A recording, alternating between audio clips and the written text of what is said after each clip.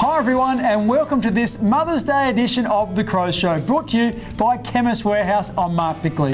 And I'm Alana Smith, and Mark, together we send a very special cheerio to all the mothers out there. And happy Mother's Day to you, Alana. Thanks very much. And later we'll hear from some of the players about their mums. We also have another reason to celebrate today. It's our 50th Crows Show, so we'll recall some memorable moments from the past 2 and a bit seasons. Also ahead, nearing the end of the long road back.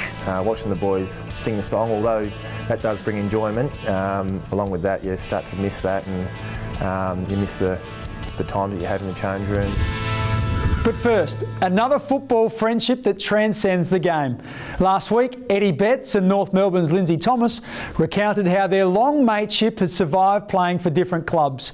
It's a similar story for Bernie Vince and Taylor Walker, who were housemates as well as teammates in Adelaide before Bernie transferred to Melbourne. We caught up with the pair ahead of yesterday's game. Going for it, it's Vince, he's a good kick, Bernie, it's a goal!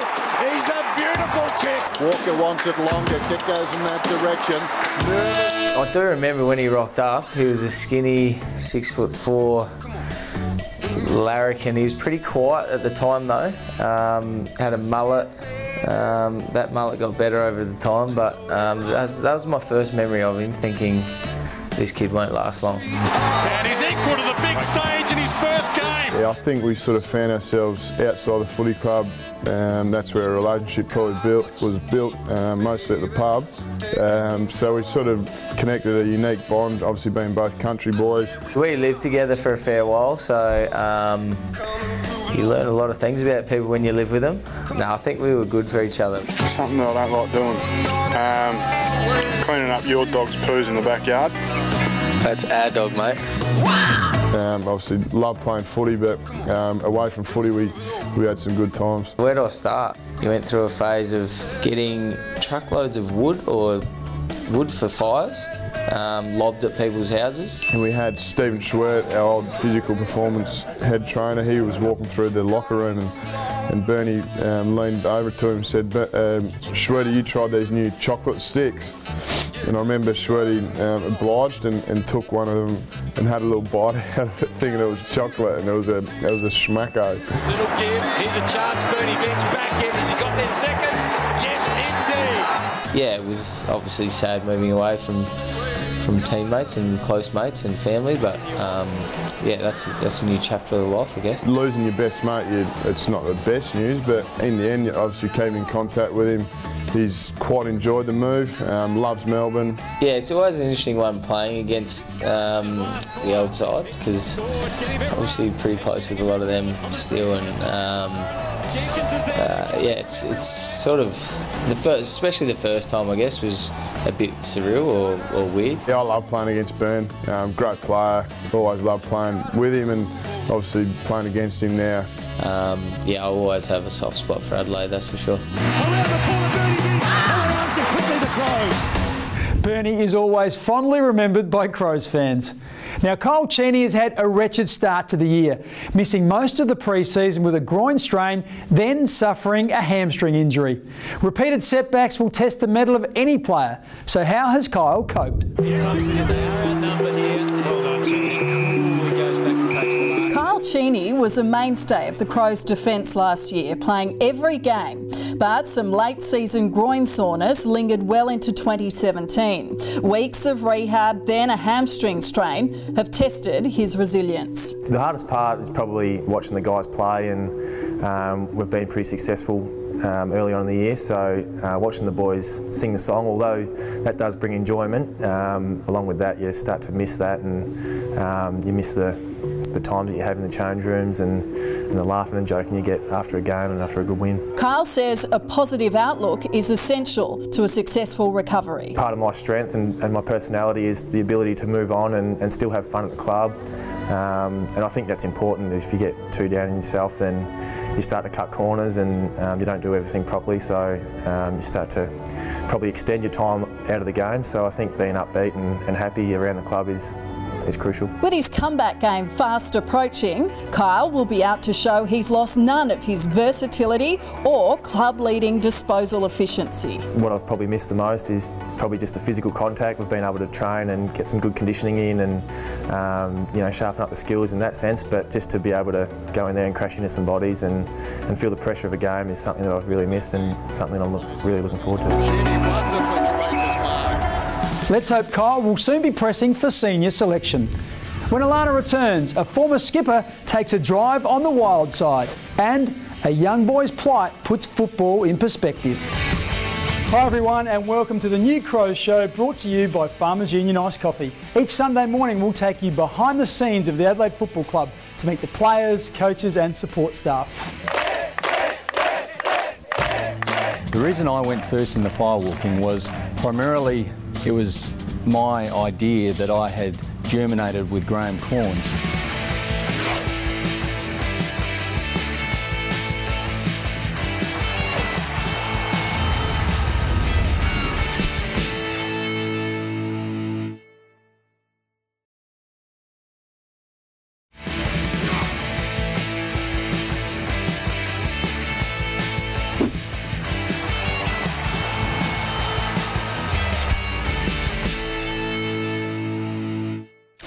Welcome back to our 50th Crow Show. Well, now that he's retired, Nathan Van Berlo joins the ranks of former Crows who are challenging current players to find out who's the best off-road driver in the Toyota Hilux. They have to negotiate a special course just outside Adelaide. So let's see how VB handles the wheel.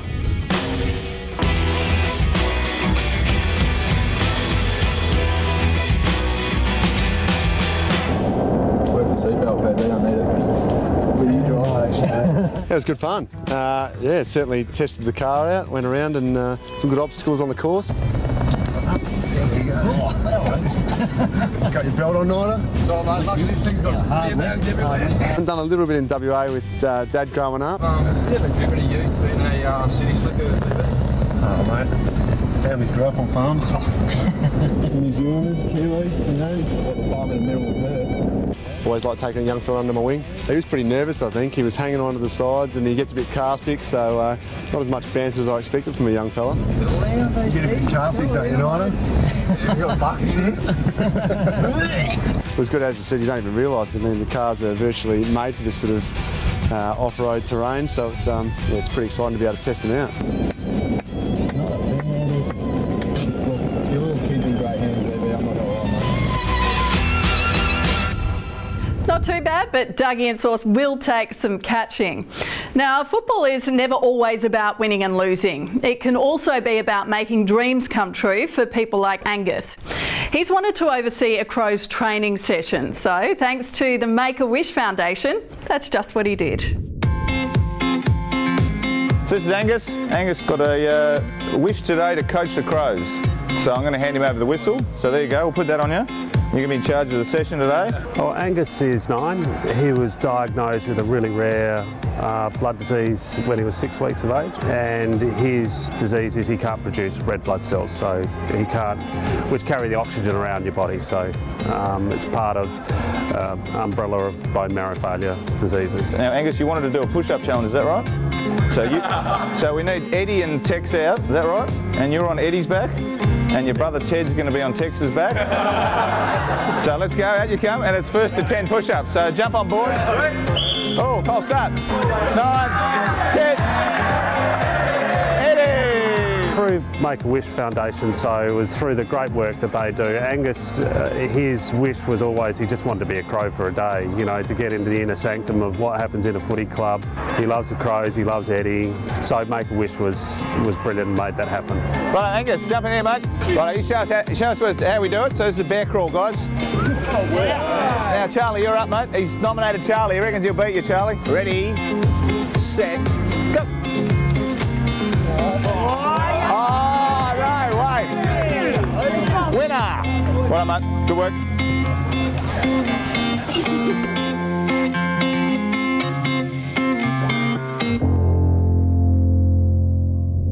Oh, Oh, he's a little trooper, isn't he? Good on you, Angus. Well, as we saw last week, it's just as well that Daniel Talia and Brad Crouch have excellent football skills, because in the kitchen, they're rank amateurs. Hopefully, Crows ambassador and celebrity chef Callum Han can give them some tips in part 2 of their kitchen cook-off. It's all thanks to Thomas Farms.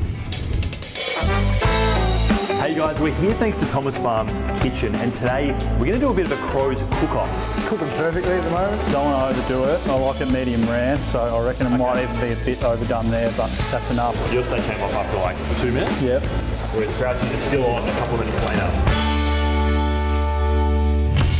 How did you want it done? I wanted it medium rare. This is a good time if you just say, as long as you, mate, I'll just put it back in. I love it. Love a little bit on the rare side. No. Oh no, that does not sound good. Pretty well done there. We've got 2 very different situations going on here. No. This is like a chutney over here, more saucy. Oh, any more like liquid? Add some in there. Play it up when you're ready, guys. Alrighty guys, so moment of truth. Looking at both of your plates, I'm not sure either you're going to be chefs anytime soon. I reckon in terms of appearance, before I even get in and have a try, Brad, yours looks pretty similar to the picture.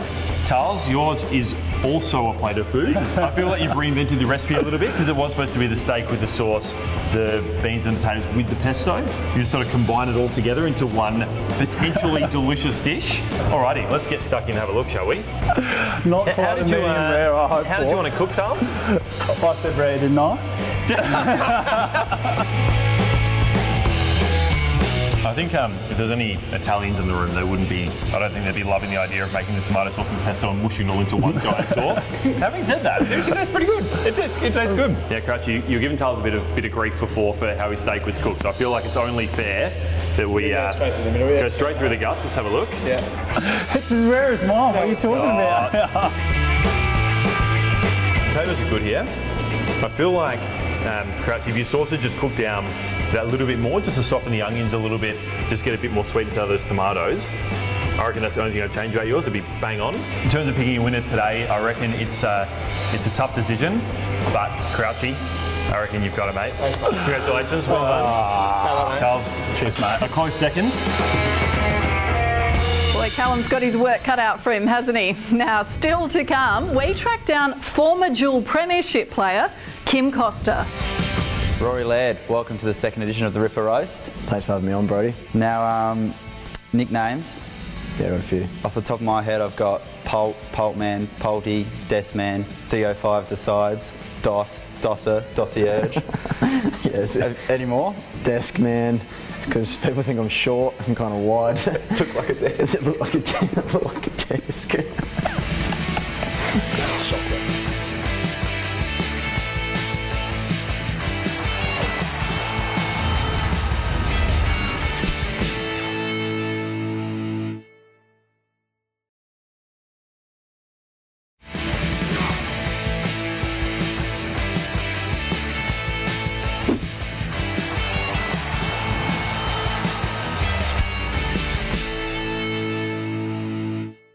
For more than 2 years, we've enjoyed watching Brodie Smith put the heat on his teammates. In our 50th episode, let's return to one of our favourite guests, Rory Laird, in this 1-minute grilling thanks to Revolution Roofing. Welcome to the Victory Veranda hot seat. This week we've got me little mate, Rory Laird. All right, Lairdy, let's start nice and easy. Where were you born? Adelaide. No land. Favourite player growing up? James Heard. And now? You. Bright or black boots? Black. Why? Because I'm a Dow defender. Best and worst part of being an AFL footballer? The best, kicking snags in front of 50,000 in round 4 against Essendon. And worst, skinnies. Skinnies. Although mine are immaculate. No, hence the desk. Short, wide, and fat. And low skinnies. Would you rather your opponent kick 5 and you have 30? Your opponent kick 0 and you have 10? Opponent kick 0 and we have 10 and we win. No, I've never had 5 kicks against me ever. Yes, but would you rather have 30, your opponent kicks 5? Do we win or lose? It doesn't matter. It does matter. No, it doesn't. It does. 30 and 5 against or 10 and 0 against? 10 and 0 against. Liar. Going on tape. Liar. Dream job after footy? NFL quarterback. Been through this. I count. It's a different question. I want to be an accountant. You're confident NFL quarterback. To an accountant, okay. Oh, no point asking this. Do you check your stats after the game? Yes. No, everyone tells me. What are you averaging this year? 31.76. No, I don't know. And if you could beat anyone else in the world, who would it be? Justin Bieber. Didn't think that was going there, but why? Lifestyle. Can sing. Beautiful voice. Yeah. Beautiful face. Paparazzi follow you everywhere. But you're used to that, aren't you? Yeah, that's fair. Let's be honest. All right. Thanks for joining us, Laird man. No worries. Dual Premiership players share a rare and special bond. Last week we caught up with Brett James, who's still pulling on the boots. Today, in this segment, Flying the Nest, brought to you by Flight Centre, we find out that Brett's teammate, Kim Costa, works for a dairy company down south. Started with Furo Milk probably 3 weeks before Christmas last year, and thoroughly enjoying it, mate. It's an awesome company to work for. Great place, environment as well. You know, I'm pretty lucky I get to work with Clay Sampson. He's my boss, so that's pretty good. Down at Yankalilla, I lived at a place sort of about 25 k's out. They're called Parawa, on a dairy farm there. So I used to milk cows night and morning with Dad. It nearly is a full circle. The only thing I'm not doing is milking cows, which I probably won't get as far as doing. I had some great times with the Bulldogs back then. Played with some superstars with the game in Scott Wine and Libber and those guys. So I've had some great memories and really thankful for the opportunity they gave me. Yeah, lucky enough that Adelaide were pretty keen to get me back, and I'm not sure if I was over 100% keen to always come back, but what they were offering and I suppose the opportunities that I was going to get with them far outweighed the Bulldogs. So I came back and then was very lucky to play in the next couple of years in a couple of flags. Number 5, Kim Costa. Kimmy Costa, always with a smile on his face. Still to come in our 50th show, you can't keep the Betts family out of social media. And let's find a face in the crowd. Stick here, look. Oh, here's trouble. No, I think we just come in here and take some photos there. Yeah, not bad. It runs in a family a lot of it, and there's such great names in Port Lincoln, especially at Adelaide Football Club. And you know, you're talking about the Pigotts, the Burgoynes, you know, the Welleses, Thomases, Bettses, Millers. We can just keep going.